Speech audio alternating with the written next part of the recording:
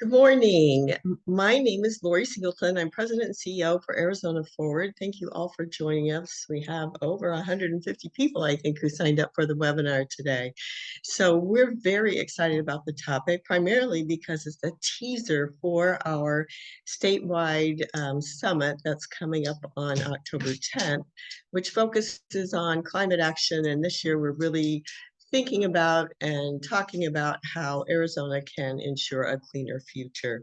So today's webinar is brought to you by Arizona Forward, along with the Chambers for Innovation and Clean Energy, one of our partners. And if you're not familiar with them, they are a nationwide network of chambers, and they provide resources and information to their member companies, helping them in the clean energy sector. So we're thankful that they helped us pull this together, as well as someone you see on my screen who happens to be a member of the Chambers for Innovation and Clean Energy, Mr. Rob Elias with Tucson's Hispanic Chamber of Commerce. And I'll turn it over to Rob to say a few words, and then we'll get Kelly, our moderator, and our panelists back on the screen, and we'll get started. So Rob.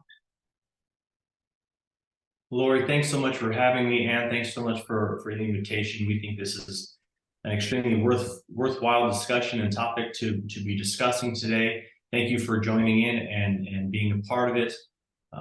Open dialogue about Arizona's energy future and sustainability is crucial for informed decision-making, addressing environmental challenges, ensuring reliable energy supply, and certainly achieving long-term economic environmental benefits. What we're here to discuss is leveraging technology for sustainable energy, which involves optimizing renewable generation. And this is something that everybody cares about, and we're so glad that everyone's on the call today to hear what this incredible group has to say. And we hope and we know that you're going to have some incredible questions along the way. So thanks again for including us, and we look forward to the discussion. Thank you, Rob. Well, let's get started. And Kelly Barr, who is the chair of the board for Arizona Forward, has graciously agreed to moderate this session. So I will turn the microphone over to you, Kelly, and let you bring on your panelists. Awesome. I am so happy you are all here today. I think we have a terrific panel and a great topic. And so I'm going to ask our panelists to go ahead and turn their cameras on. And while they're doing that, I want to encourage all of you to participate actively in the webinar. We all know that with Zoom, sometimes you can feel a lot like being talked at, and we want you to talk with us. And so you're all Zoom veterans, all webinar veterans. So I'm confident that you know how to use the chat feature. We want you to, if you have a question for any of our panelists at any time, please just put it in the chat. If you want to direct it to a particular panelist, just mention that in the question. And we will take a break here about midway, and Lori Singleton will pop back up and ask the questions from the chat. So please do that. So what I want to do now is just have our panelists introduce themselves. They are phenomenal, and I think you're really going to enjoy them. I'm going to ask them to talk a little bit about, obviously, provide their name, where they work, and how long they've been at that position, and then also just share where they went on summer vacation and whether they would recommend that to us. So I'm going to start with you, Steve. Okay, Steve Zylstra. I'm President and CEO of the Arizona Technology Council and its foundation, SciTech Institute. The organization has offices both in Phoenix and Tucson. This summer, my wife and I went to Europe. We went to Barcelona, Sevilla, and Paris, and it was a spectacular trip, and I would recommend it to anyone. Great, thank you. Those all sound like excellent places. Blaze, you're next. Okay, great. Good morning, everyone. Thank you so much for joining today, and truly thank you to Arizona Forward and Kelly and Lori for having me today. It's an honor to be here on such a great panel. I'm really excited for the conversation we'll be having today. So my name is Blaze Caudill, and I'm the Energy Policy Advisor to the Governor. also part of the Office of Resiliency. So the Office of Resiliency was really reestablished and reinvigorated by pulling the State Energy Office back into the governor's office from the Department of Administration, and really providing a nexus and an opportunity for water policy, land policy, transportation policy, and energy policy to all coexist and work together more readily. So really happy to be here again, and thanks so much. Oh, and where I went to vacation. Still trying to figure out what vacation is, honestly, in this role, because I haven't figured that part out yet. But I did get to go to LA briefly over Labor Day weekend, and it was beautiful, and it rained, which I was very thankful for because I haven't seen rain in the Valley for quite some time. So that's awesome. Well, I'm glad you finally got a vacation, even if it was in September. So good job, Liz. And then our last panelist today is Joel Millman. Joel, you want to introduce yourself, please? Sure. Thanks, Kelly, and good morning, everyone. My name is Joel Millman. I hope it is. That's what I got on the screen here. So that's where I'll go by today. I'm the Workforce Development Manager for Pinal County and also the Director of Arizona at Work, Pinal County. For those of you who may not be familiar with Arizona at Work is the state brand. It's Arizona's brand of the federal employment and training grant under the Workforce Innovation Opportunity Act. So there's an Arizona at Work in every state and territory in the United States under that act. In Arizona, we have 12 local workforce areas under that act, under the Arizona at Work brand. It falls under the governor's appointed Workforce Arizona Council as the state workforce board. And again, I represent one of 12 local areas for Pinal County. And we are guided under that act by the Pinal County Workforce Development Board. And so each local area has a board comprised the majority of business representatives who represent in-demand and emerging occupations and industries in their local workforce area. And those boards are really charged with coordinating and aligning and facilitating engagement of their local workforce development system, either under that act or with stakeholders within their community. So I'm looking forward to this conversation. Excited in Pinal County, which I'll share some information later on. As far as vacation is concerned, I'm with Blaze. Vacation this year consisted of our oldest son, who is in Maryland, chasing down his PhD, was able to come and visit with us this summer. So we considered that a vacation. And while he was here, we went up to Sedona. So would I recommend going to Sedona? Always. And so that was the extent of that, but it was enjoyable. So thank you again. That's terrific, Joel. Thank you. And Joel, thank you for taking the time to explain a little bit more about Arizona at Work. I'm not sure a lot of people understand that structure. And so thanks for helping us understand that. All right, well, we're going to dive into some questions. And let's start off with the fact that the Infrastructure Investment and Jobs Act, also known as the IIJA, don't you think we had to work a little bit on how to name these things, name these acts? That does not, go right off of the tip of your tongue. Along with the Inflation Reduction Act, also known as the IRA, were both passed about a year ago. And we've seen in Arizona some really terrific announcements that are tied to the act. So what I'd like to do is have Steve open it up with us this morning and share some of the stats and examples of some of the capital investment and jobs that are being added to Arizona as a result of the IIJA and the IRA. Steve? Oh, there's a lot to talk about. Well, first of all, people may not know, but over the last 8 years, there's been about $9 billion invested in our community in the state of Arizona around EVs, batteries, and recycling. And about 70% of that has been since the IRA, and 90% of that has been since the IIJA. So obviously these pieces of federal legislation have made a big dent in what's going on in clean and renewable energy here in Arizona. In addition to that, those investments have created 11,500 jobs. And a disproportionate number of those jobs are actually in low-income communities. And of course, that was one of the objectives of the IRA and the IIJA. In fact, Arizona is #1 in the nation in that category. So we're all pleased about that. Some of the significant manufacturers are, sure folks have heard about Core Power. They're building a 1.3 million square foot facility, a gigafactory in Buckeye, Arizona, and they will produce both transportation batteries as well as storage batteries for utility use.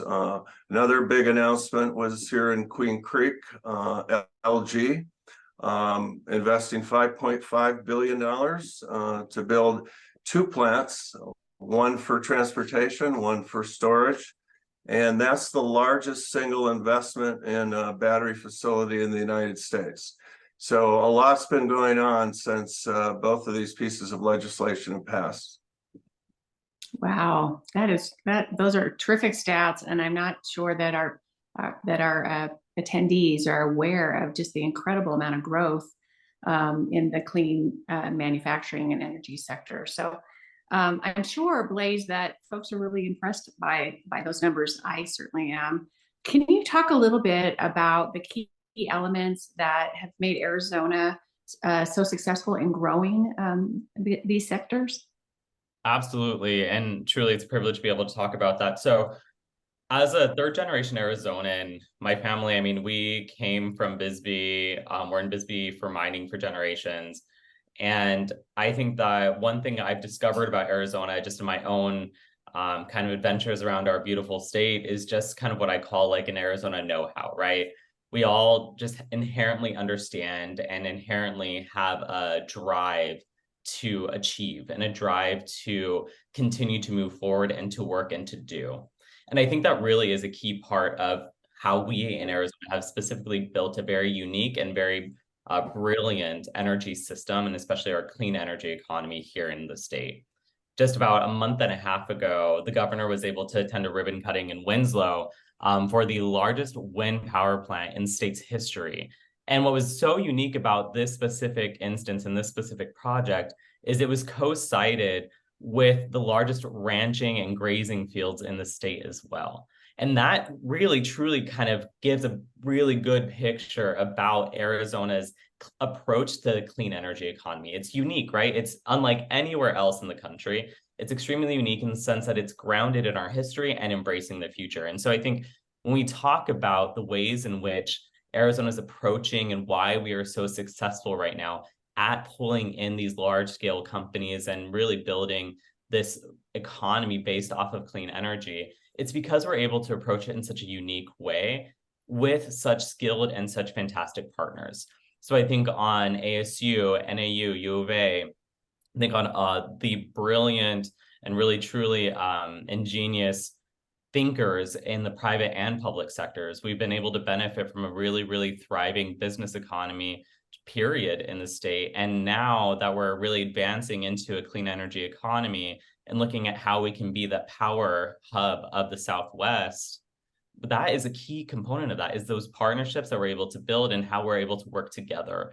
And unlike other states, I think that I've experienced so far in the East Coast or even our partners on the West Coast, you don't have to be from like a very specific family. You don't have to be from a specific industry. Here, we're really focused on how we can partner together and build together to do great things, to do really amazing things that have never been done before. And so I think that really that Arizona know-how, the embracing our culture, embracing our past, and really encouraging the growth into the future is how we're building such a strong and such a thriving energy economy in the state. That's terrific. Thanks, Blaze. And I agree with you. I think that type of partnership makes that economy more enduring as well. It's not going to be subject to kind of fits and starts, right? Because of those partnerships and collaboration. So terrific answer. Steve, I'm going to go back to you and see if you can elaborate a little bit more on the types of businesses that are coming or that are already here that are, and the subsectors that also come along as part of this. I think sometimes that gets lost in the discussions. You mentioned battery manufacturing, and EVs, those are great little ecosystems, part of a larger ecosystem that is tied to the clean energy economy. Can you talk a little bit more about that? Yeah, when you think about it, we're really building a circular economy around these technologies, and I'll speak to that. First, let me talk about solar. Back in the mid 2000s, we had probably 5 photovoltaic manufacturers in Arizona. I remember Solon, Global Solar, Aid Solar, Suntech, etc. But due to the Great Recession and tariffs that the Obama administration put on PV, that industry went away completely in Arizona. It's coming back. There are currently two recent solar manufacturers that have returned to Arizona. One of them is called JA Solar. It's building a very large operation out in Tucson, and I think they'll have 4 lines. And of course, making PV here in Arizona, where it's going to be consumed, is very important because all the other technologies are made here. You know, the systems that utilize solar, for instance, a company called Array Technologies builds sort of everything except the PV here in the Phoenix area. So solar is beginning to grow again. I mentioned batteries. In addition to LG and Core Power, we have 2 manufacturers in Tucson. One is new, American Battery. It's going to build a major operation there. They have a little different technology than the traditional lithium ion. In addition to that, Scion, which was a battery company already in Tucson, is growing their operation there. Again, a little bit of different technology, sort of high energy batteries. And then, of course, we have 5 electric vehicle manufacturers now in Arizona. We've got Nikola, Lucid's in Joel's area and in Casa Grande, Pinal County. I guess Nikola's in Pinal County as well. We have Electromechanica, Atlas Motors, which is now known as New, and ZevX. So we've got a growing electric vehicle industry. And what's really exciting to me is we now, I think, have 4 lithium-ion battery recycling companies. The first of which is Li-Cycle, which is out in Chandler. We have Serba Solutions and EcoBat, which is in Casa Grande. So we have all these subsectors that are all sort of interrelated. You've got batteries, you've got recycling organizations, you've got electric vehicle manufacturers, you have solar manufacturers, both the technology that supports it, and now the photoelectric or photovoltaic panels as well. So it's a booming industry that's growing, and I think Blaze agrees with this. There's no reason why Arizona shouldn't be the biggest and best in the nation. No, absolutely. And I was going to mention, in case you didn't, the battery recycling environment and the battery recycling ecosphere that we're really building in the state, because I think that is a key component to us talking about any sort of clean energy technology or clean energy transition, is that we have to focus specifically not only on just how we're getting there, but what does that mean down the stream as well, right? Because it's not going to be helpful if we are only looking at single-use batteries. The technology that's available now when we talk about battery recycling is truly incredible. We were able to, gosh, this was also probably a month and a half ago or so, tour Li-Cycle actually and see their technology and see how they're breaking apart these different components for reuse. And it's incredible. As much as I've been involved with energy and truly love energy because it's always so evolving and so fun, it's a really great field. I was blown away, truly blown away by what we can do when it comes to recycling and how that will really help us advance our adoption of EVs and things of that nature.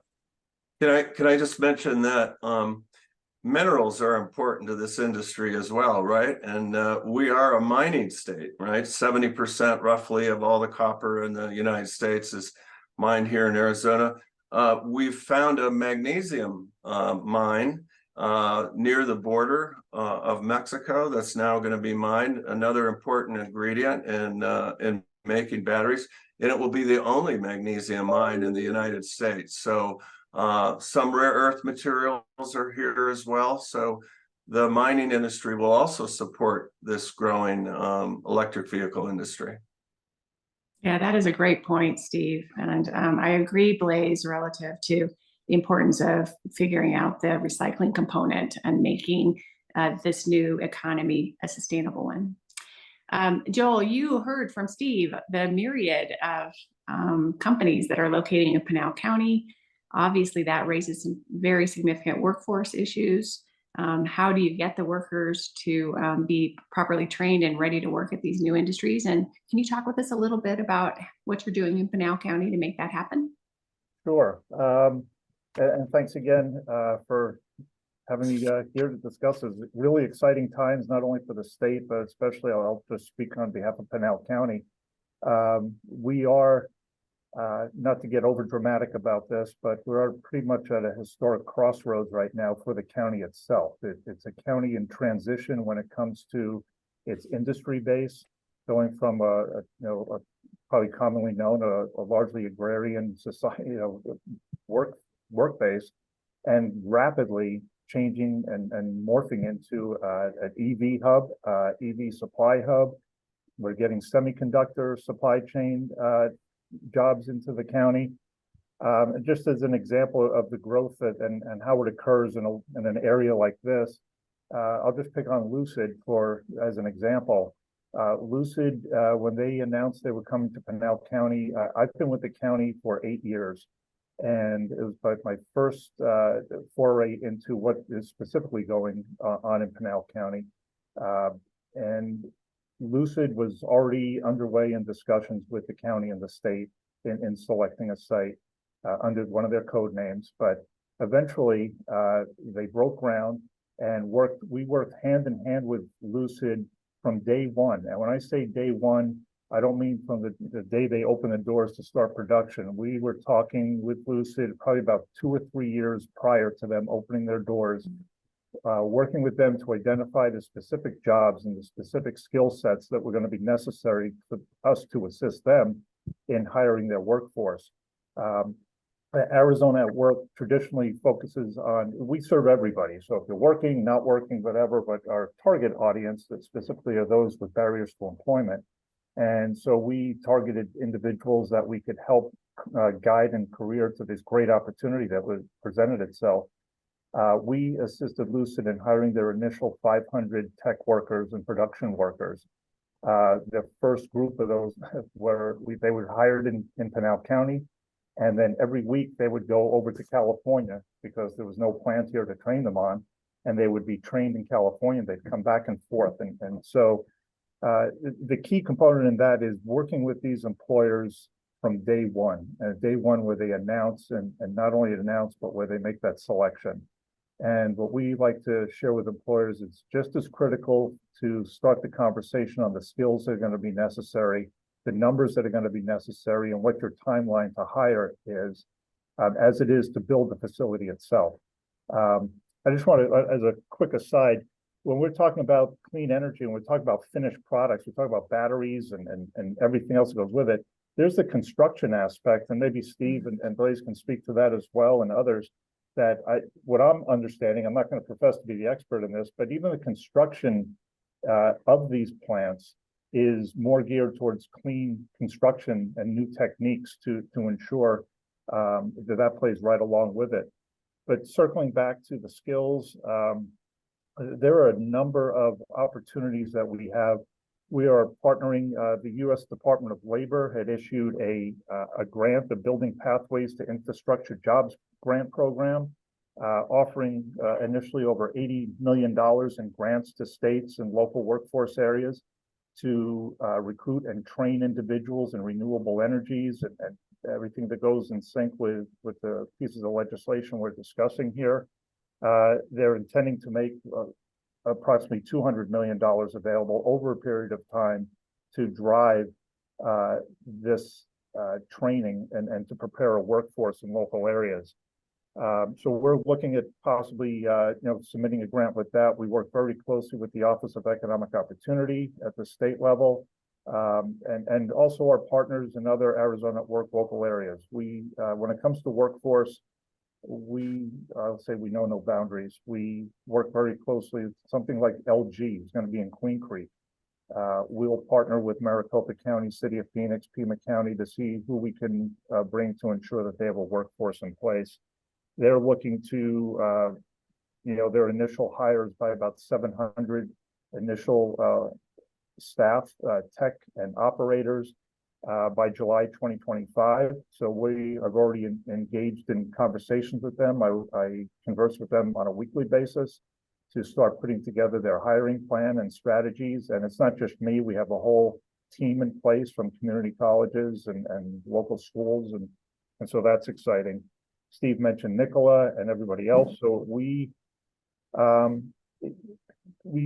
look at almost over 10,000. Steve mentioned 11,000 jobs. I mean, in Pinal County, this growth has been going on for a while. And I used to joke with our economic development manager, boy, if only one or two of the multiple attraction efforts landed here, that's plenty to keep us going. And we've been successful in getting much more than that, but not everybody needs to be hired, the next day. And that's why it's critical to have those conversations early on and plan it out. So exciting times. That is a really terrific overview and a major push. I would imagine that it's a big change for Pinal County to be thinking through how you're going to help these employers get the trained employees so that they can be successful. Blaze, can I turn it to you and have you talk a little bit about what the state is doing? Obviously, Pinal County is very busy, but there are a lot of these new companies that are joining us statewide. And I know the governor's office is very committed to workforce development. Absolutely. That is absolutely true. And I was actually going to jump in as well, just to kind of reiterate and kind of underline something that I had mentioned previously about the wind power plant in Winslow. So when we talked about that power plant and how they're really, it's very unique to Arizona. Part of that is also empowering rural Arizona. We absolutely know that there is a huge need for these types of large-scale projects outside of our metro areas, outside of the Phoenix metro area, outside of the Tucson metro area. And not only that, but there's also so many individuals who are ready and excited to be able to join the workforce in a clean energy economy outside of our metro areas as well. And so when we talk about workforce development and job training skills and upskilling, that's really a huge focus of our administration and of specifically a lot of our grant work. And so to your main point, Kelly, about how do we go about job training and what that looks like from the state's perspective, it is really interesting, right? We have some available programs and projects that we're working on, as well as partnerships that we're really leaning on for workforce development and programs.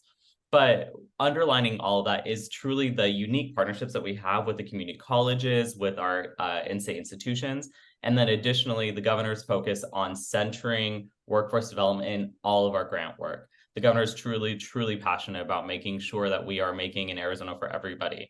And that includes making sure that we are training our workers for an advancing economy. So some examples that the state is doing right now on all of our grant work, we have a workforce component. So I've been very actively applying for many grants from the federal government. So far, we've pulled down roughly about $50 million. And in each one of our grants, we have a workforce component, either with a partner or with our own self, just identifying workforce gaps, working with consultants to identify what those gaps look like and how we can bridge the gaps that may exist. We're also looking at another grant that will be due. It's not for some time, luckily, we still have a little bit of time, but it's about $2.4 million, specifically focused on how we can empower our contractors to do a lot of work inside homes when we talk about energy efficiency projects and things of that nature. We've had some conversations initially with some nonprofits who've been doing just truly fantastic work in the absence of state leadership. They have developed workforce training programs that really focus on contracting work and looking at how we can expand those programs beyond just the service area in the metro areas, but to our rural areas as well. Another key component of that is, I think, from the governor's perspective at least, is that we can really center the most vulnerable populations through workforce training programs as well. So I think on a program that's based out of Coconino County, whereby they have an apprenticeship program that helps train tribal youth specifically on how to do contracting work. And that program has proven to be very, very successful and truly is a model for us to look at and how we can implement that program across the state. So from the state perspective, we're heavily invested in pulling down those federal dollars, identifying programs that work, that are already happening in the state, and identifying how we can make sure that those programs are successful across the state and our metro areas and in rural Arizona. Thank you, Blaze. That's super helpful. We had some time here to answer questions from the audience. I personally haven't seen any pop up. Lori, I'm going to have you turn on your camera and let us know whether we've received any. Maybe I'm just not seeing it on my screen. If you have a question, this would be a good time to take a minute and include it in the chat. Lori, do we have any questions yet? Hi, Kelly. Let me get my video on here. There, we do have some questions. One of them might be for Blaze, but it is at an event in the Phoenix area last week. Someone said that EVs will replace gasoline cars and hydrogen will replace diesel trucks. What are your thoughts on hydrogen? I could speak to that, Blaze. Oh, and so go ahead and I'll jump in after. So, first of all, Nikola is currently building a hydrogen electric truck. I believe they're going to start delivery of those trucks this fall. They're also building a national ecosystem to refuel these trucks. These are trucks that have a 500-mile range or more. They're long haul Class 8 trucks. And in addition to that, Nikola started building a hydrogen hub here in Maricopa County, and that has now been sold to another enterprise that's going to build this hub out. But hydrogen will play a really important role in our economy in the future. There's a hope that we get to a point where we're producing enough hydrogen in Arizona that we can actually sell it to other places like California, because California is going to have a massive demand for hydrogen. So, this is kind of a step function, as mentioned in the question. We're going to go from gasoline to electric, and ultimately from electric to hydrogen. That's starting now. It's a couple decades away from when it'll be significant, but no time to start like today. And so there is an industry growing here in Arizona around hydrogen, and Nikola is a leader in producing vehicles that use hydrogen. Blaze? Yeah, no, thank you. And to your point, hydrogen is key as we talk about transitioning to cleaner energy economy. Hydrogen plays a huge role in that. And there's also a lot of kind of steps that we have to do and steps we have to really face before we get to a full hydrogen economy. And I want to acknowledge first, so the question asked or stated specifically that EVs will replace gasoline cars and hydrogen is going to replace diesel trucks.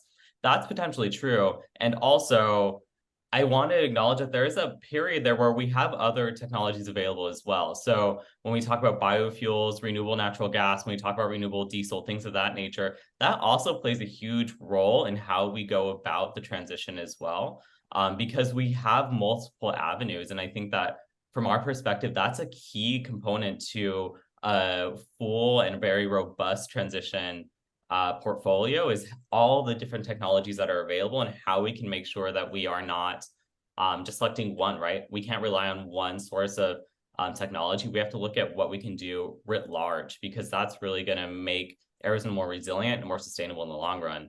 All that being said, hydrogen is truly going to play a huge role in that. And hydrogen, we in Arizona are really primed for building that hydrogen hub and for being the hydrogen core of the Southwest. I know that there's a lot of work when it comes to federal money being pulled down for a hydrogen hub, which I am very hopeful that that does happen. I think it'd be really, truly fantastic. And I think it plays a key role in kind of what our future economy looks like. I think that when we talk about hydrogen, there are some components that we need to still figure out.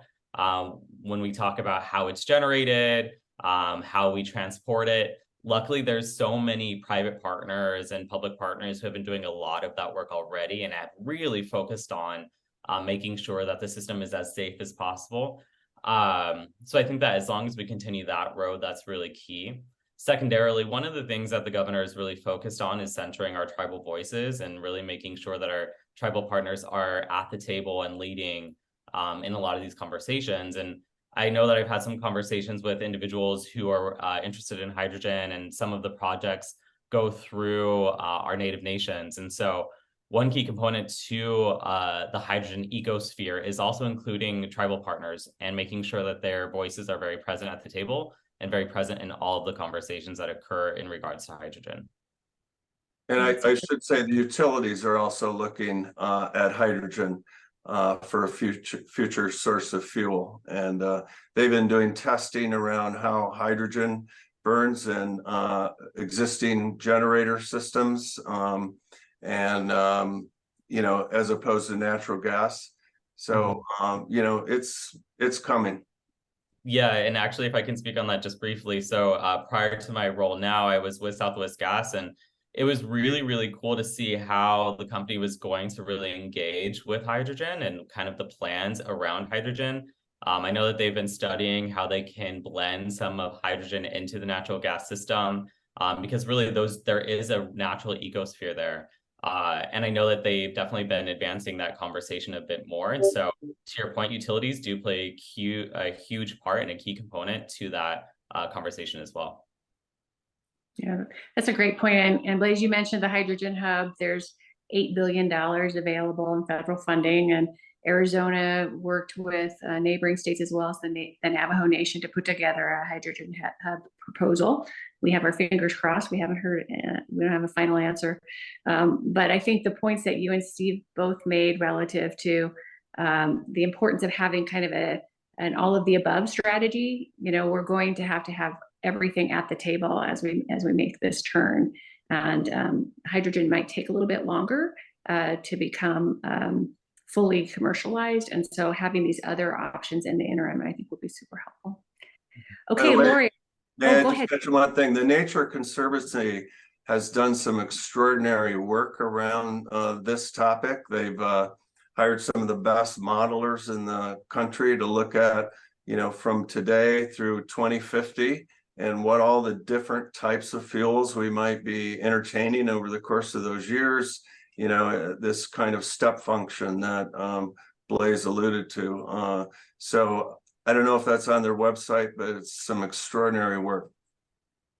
It is, absolutely. I've seen it, and it's really terrific. If you haven't seen it, you should take a look. All right, Lori, any other questions from the audience?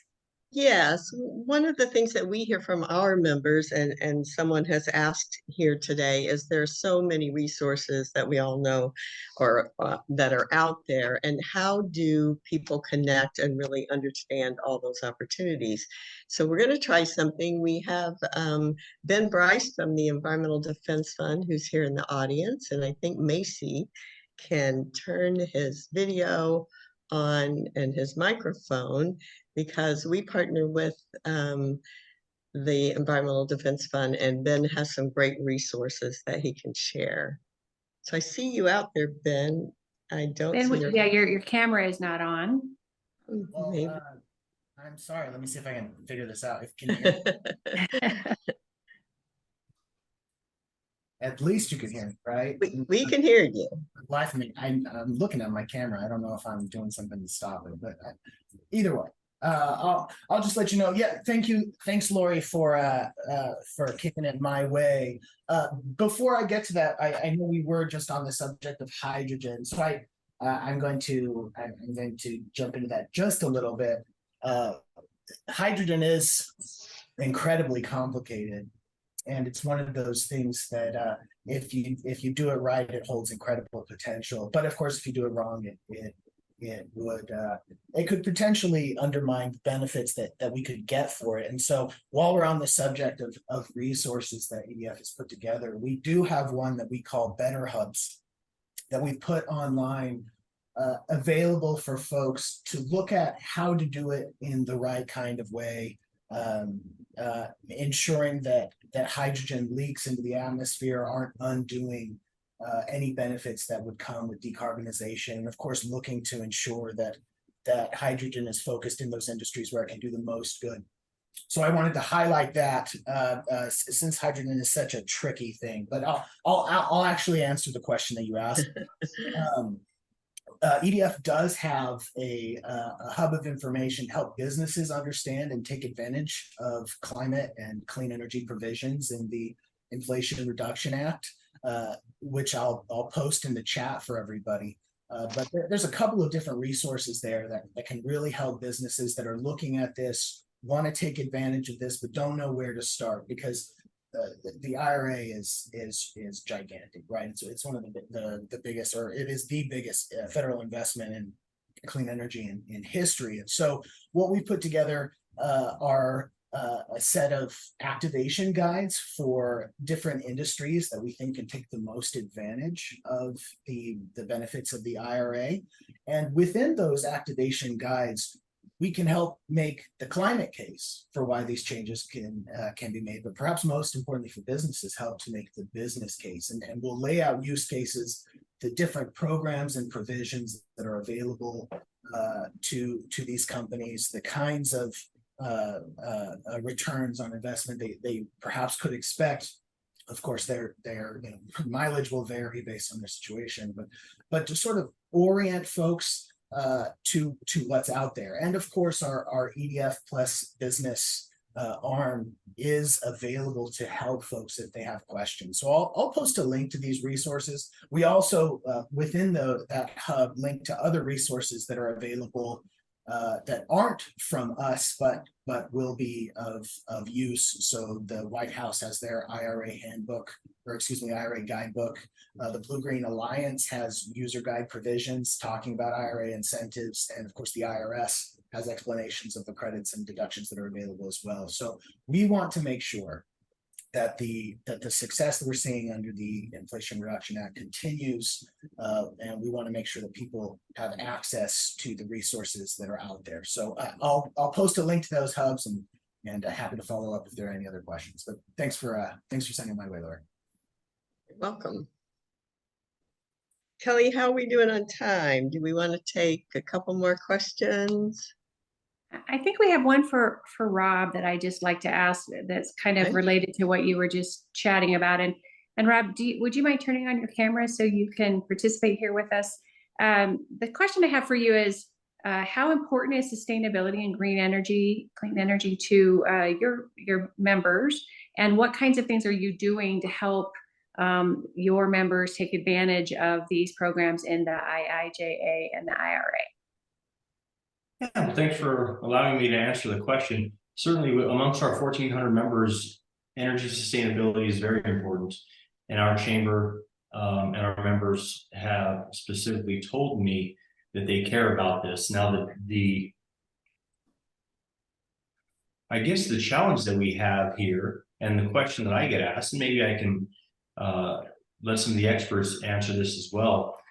Can you be pro-environment and pro-mining at the same time? And this is a very interesting question. But before I turn that over, I do want to say, well, we're doing lots of things. We're amongst the most is having incredible, genuine, authentic conversations like the ones we're having now, and making incredible people like Steve and Blaze and Joel and Lori available to our membership to say, if you have questions about these topics, if we don't have an answer, we can share our opinion, but let's get the opinions of others as well, who are the experts on this. And so making these connections is one of the most important things that we can do. And so far it's proving to be quite helpful for our membership. Terrific. Great. Thank you. Lori, are there any other questions, or should we dive into the final portion of the webinar? So just maybe one more. Sean Gunderson is one of our members, has posed a couple of questions here. And one, it looks like it's directed to you, Blaze. Is the governor's team facilitating access to the $20 billion in funding that the EPA released in July to support the adoption of sustainable building solutions, including solar, for affordable housing in Arizona? Absolutely is the short answer. So longer answer, there's $27 billion actually available, which is incredible. As was mentioned, this is the largest investment in a clean energy economy in US's history, right? And we're really excited to take full advantage of those opportunities as much as possible. When it comes to that $27 billion pot, there's actually kind of, the way that I try to verbalize it for people to help understand, there's actually kind of 3 mini pots within that larger pot of money. And so you have a $14 billion and a $6 billion pot, both of which are really focused on more of the financing side of things and what it looks like to have a green bank. And it's more of the financial world. And so on that respect, we are definitely helping and facilitating some connections and conversations with individuals who are leading the charge there. In particular, there's an individual, Dre Thompson, based out in Tucson, who's really absolutely brilliant and has been doing a lot of work in relation to green banking and green financing. And so I'm really helping to facilitate those conversations, but she's very much leading the charge and is a brilliant mind in that space. It's honestly, every time I talk with her, I'm always like, oh my gosh, wait, dollars, then you're recreating that dollar into like 75 other dollars. I don't know how, it's all magic to me. But I appreciate that she has that expertise. So definitely doing that. On the $7 billion though, in relation to Solar for All is what the program is specifically called. We are absolutely leading the charge on that, from our office in particular. So it's a very, very aggressive timeline. And the application process is very, very intense, to say the least. But we do have a core group of individuals and partners, specifically from the city side, as well as industry, who are coming together to really establish a coalition, discussing how we can best implement that $7 billion pot of money. We're applying technically for $250 million to bring into the state, and looking at a couple different avenues on how we can do that and how we can most effectively and most efficiently get solar energy to households, especially those who are low income or historically underserved in the state. And so we're definitely actively doing that. Applications due October 12th, I believe. And so we'll have more information as soon as soon, hopefully. And we'll be submitting our application to EPA for that money in October. And then hopefully being able to actually see those dollars coming into the state in mid 2024. I think July is the current timeline. Great, thank you, Blaze. And thank you, Lori, for asking the audience questions. We will have a little bit of time at the end of the webinar. We can go back to those. And you know, Blaze talked a lot about how much of his time is spent applying for federal dollars. And I just want to have a quick little shout out to Blaze, because he's doing an incredible job under very difficult circumstances. So there's a lot of money. They have very short timeframes for developing the grant applications. And it can have a huge impact, a continued impact in Arizona. You heard Steve talk about the $9 billion we've already received in the state over time, and just think about what we could do with this next influx of resources. So what I want to do now, Steve, is turn to you and see if you could provide some examples to the group about your members who have received funding under either one of these programs, or maybe even the CHIPS Act, which I know is important to a lot of your members. And then can you just briefly describe what kinds of assistance you provide, the Arizona Technology Council provides, to help your members kind of sort through these voluminous bills and understand what they can take advantage of? Well, let me start with the latter first. Shortly after the IRA, we started working on understanding the impact that the IRA was going to have, particularly focused on Arizona. And what we were able to put together with our partners ultimately was a list of every grant opportunity that the IRA represents. when the deadlines were, what the amount of funding available was, and we provided that to all of our member companies that are in this space. So, and as you can see, many of them have taken extraordinary advantage of those opportunities.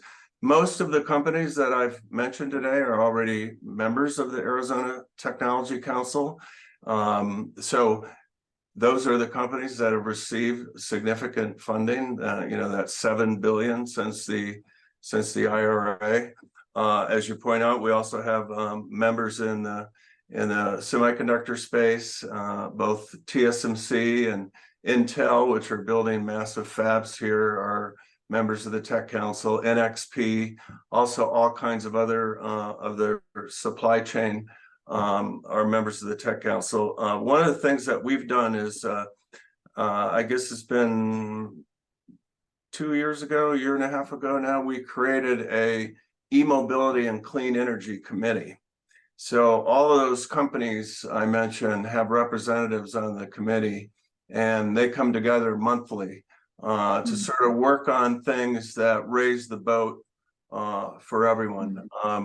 The current co-chairs are from Bosch Rexroth, which is a huge supplier to the EV industry, based out of Tucson. Another is the head of engineering for what was Atlas Motors, now called New. So that's one way that we're bringing resources to our members. And this year, I guess it was in June, we produced the first ever e-mobility and clean energy conference here in Arizona. And I have to say it was completely sold out. We couldn't have gotten another person in the room.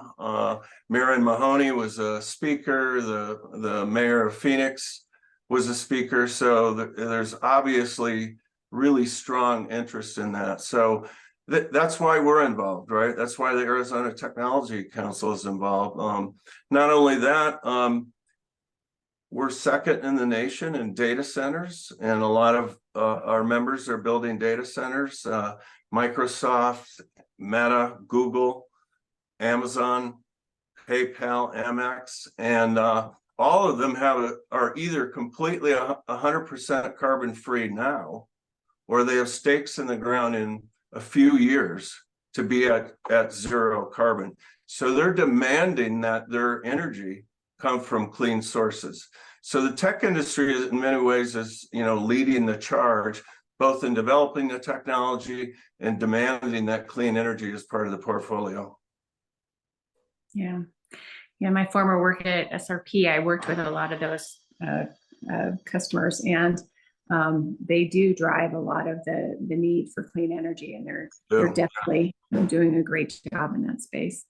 So Joel, I want to turn to you now, because I think when you hear about all of these incredible opportunities and these folks who are coming, new industries are coming to Arizona, do you think there's either a risk that we won't be able to meet the workforce needs or of these new businesses, or that will undermine the staffing at existing businesses as we take those employees and they move into the newer industries? And then how do can you give us some thoughts on how you might strike the right balance to ensure that we don't negatively impact existing businesses? Right, and that's always the question. During the economic development, business attraction, and also, we delve heavily in business retention and expansion efforts for existing businesses. As I said, it's always a question, always a concern. However, and again, I'm speaking from Pinal County's perspective, but I know a lot of this pertains to the state as a whole. We're a growing state. Pinal County being probably the fastest growing county population-wise in the state. And so we have an influx of new talent coming in. But in order to balance everything out, not everybody wants to go work in this industry either. And so I think it's incumbent upon folks in the workforce development arena to again, engage with their local economic development leaders and find out who's coming, as I mentioned before, who's coming, who's projected to come, by when, and how many, and then kind of work yourself backwards, and then what type of skills are necessary. And then it was just speaking from an Arizona at work perspective and everybody else in a community. So I'll describe Pinal County, but what I'm saying is probably there's a version of this throughout the state. For example, with all the investment coming into the county itself, Pinal County right now loses approximately 80% of its workforce to mainly Maricopa County and other surrounding counties. And with folks like LG and Lucid and Nikola and a lot of the investments coming into various communities in Pinal County, Lucid is pretty much established right now. They're here and they're expanding, and so that's a good example of what could happen. And then all the growth coming around Lucid and Casa Grande, and so now we have LG coming up in Queen Creek, and so we kind of like a best practices to learn from in Casa Grande, because we have Abbott, we have Frito-Lay, we have a lot of other what's called advanced manufacturers in the county that all are really looking for. Again, when it comes to the techs and the operators, there's kind of a standard skill set that's necessary. And then they have their proprietary types of training. And for example, Lucid has Drive 48 on the CICE campus, where, again, I mentioned earlier, we help assist them in hiring their initial workforce and continue to assist them. But folks that are hired then go through Drive 48 as part of their new employee orientation, and then get onto the plant floor, and Drive 48 allows them to train them the Lucid way. LG is looking with Central Arizona College of building a similar type training center in their Superstition Mountain campus in Apache Junction. And so balancing that, once these companies come in with their supply chain and become more established, we anticipate, or we plan to hopefully have a portion of those 80% that we lose to stay at home, so to speak, in the county, and possibly even attract others from what we call a reverse commute. But the drive times are a consideration. Into Phoenix, even to say from Santan Valley into Chandler to go to Intel, it can be quite an experience if you hit it at the right time during the day. And so we can hopefully attract some of that talent to stay at home, especially with the increase in the roads, the 24 coming off the 202 and having access, and a lot of the other expansion of the transportation arena. It takes a community to kind of balance this out. And in Pinal County, we not only have our own resources. For existing businesses, we have funding that can assist a business to train their incumbent workforce. So you may have a workforce and you may want to elevate their skill set. We can assist them with some of those training costs. And then we can also assist an existing business or a new business with on-the-job training, where we could subsidize up to 50%, up to 6 months of new employees coming into their workforce. Central Arizona College, again, is a primary source of our training, and they're right at the table with everybody else as far as finding what skill sets and balancing out and attracting. But one of the things that we're really focusing on, which is a source of talent for future workforce and developing our own, is really the education, the K through 12 system, which is a critical component. Because as I mentioned before, a lot of what we're talking about now, at least in Pinal County, is coming. It's coming. LG's coming, but again, as I mentioned, they're not going to be hiring for like another year. So we have an opportunity to educate the folks that are, say, juniors and just starting in high school, and start thinking about the types of jobs that are coming to the county, and think about what type of coursework you want to take and what type of career path you may be exposed to and have an opportunity to engage in. So our economic development department also put together a video that we played outside, like in the Midwest, and hubs where vehicles are manufactured, like in the Midwest, and to attract that workforce. If a hurricane's coming down to Alabama, where they have a big electric vehicle and a big auto manufacturing hub, and hurricanes are blowing through there, well, come to Arizona. You can almost take your skill set and come over here. So it's really a community effort to come through. For Steve, we're starting to partner with the SciTech Institute in Pinal County. We're in conversation. We've been meeting with Dr. Dermot Babinger to put together some STEM-related events and activities and planning in Pinal County for students and get them interested in these technologies. And then the county itself, I can't say enough that we really have we'll call it a business-friendly environment here, from our Board of Supervisors to the county manager's office, right through James Smith, who's our Economic Development Director.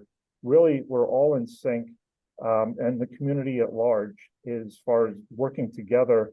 The community itself, the county put together a job training reimbursement program for new employers coming in, where we can reimburse up to $2,000 for a Pinal County resident and up to $1,000 for a non-county resident to attract the workforce for these folks. But again, the key is to plan this out and to really, it's not that, 3,700 people that LG will ultimately need. They don't need them by next Thursday.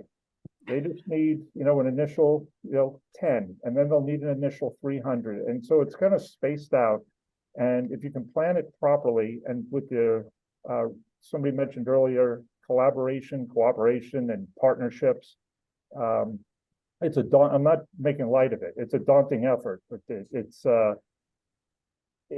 achievable if done and everybody works together. Terrific. That you can tell it's an all hands on deck kind of approach, which is important. So it is 11 o'clock, which I want to be very respectful of our participants and our panelists' time. I do, if you have a minute, I want to close our webinar today with my very favorite question, because I think that this really summarizes nicely sort of the challenges and the things that kind of the call to action that each one of these panelists would have for all of you. So my question is, I'm going to start with you, Steve, so get ready. If you had a magic wand and you could do one thing, only one thing, to help advance the clean energy economy and clean manufacturing in the state, what would it be? Well, there was a question in the Q&A about water, and I believe that water is going to be a critical need for this state going forward, more than it is today. What is exciting for me is that almost all these manufacturers, whether they're semiconductor manufacturers or other, have plans to be at zero water consumption.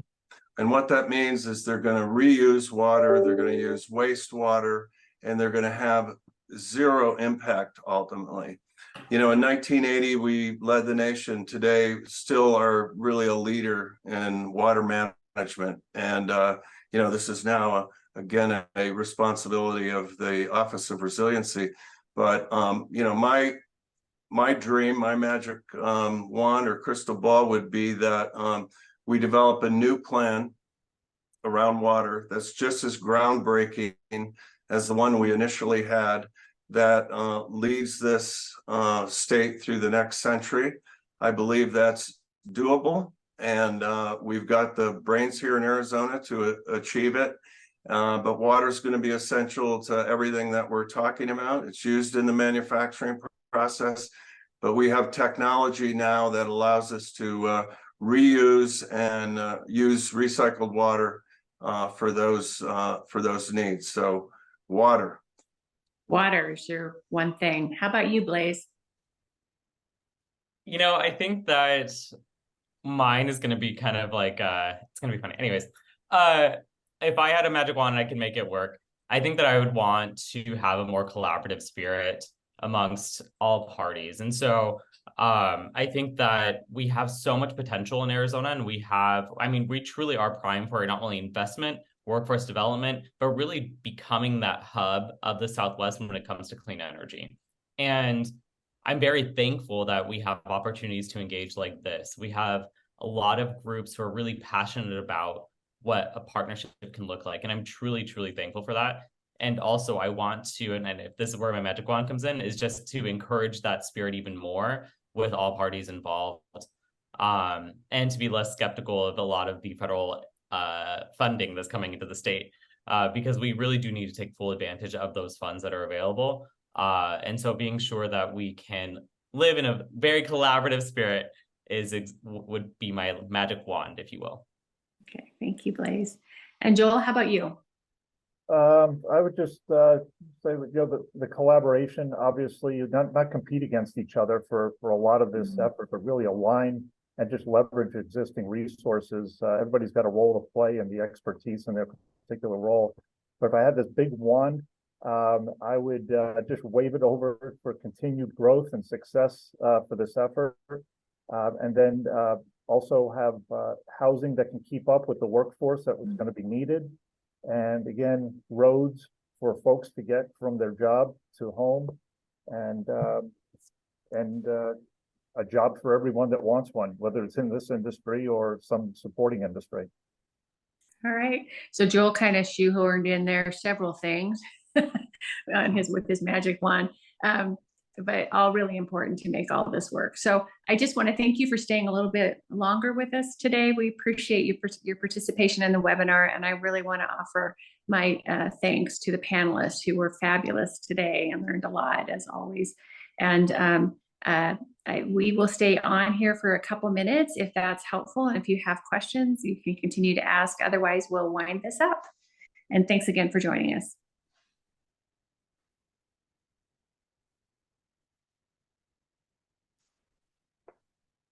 And I can't tell if people are staying with us or not. I'm just going to assume that a few people might be. And if you are, please just go ahead and type your question in the chat.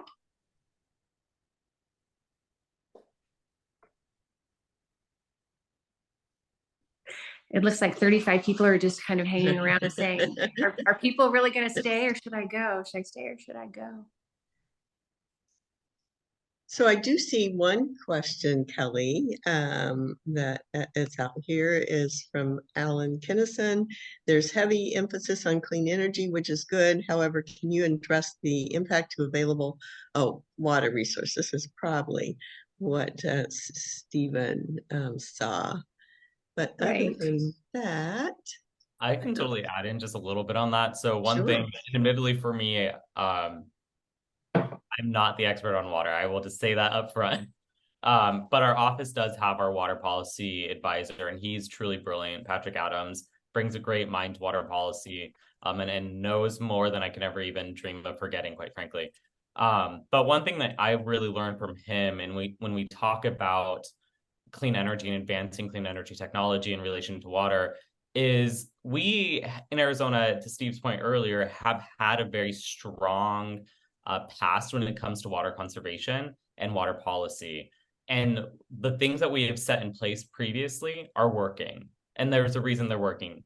And now it's about making sure that when we talk about clean energy technology and when we talk about advancing the industry, that we're just making sure that we are being a steward to those water droplets that are coming and making sure that it's the right use of that water drop. Agreed. I think we have a great story to tell relative to water, but to Steve's point, we're going to have to build upon the Groundwater Management Act of 1980. Okay, well, I think that that really covers all of the questions. And so I think we'll wind this up. And again, thank you for joining us, and thank you to the panelists. You were fabulous. Appreciate your time today. And thank you, Kelly, for moderating. Oh, my pleasure.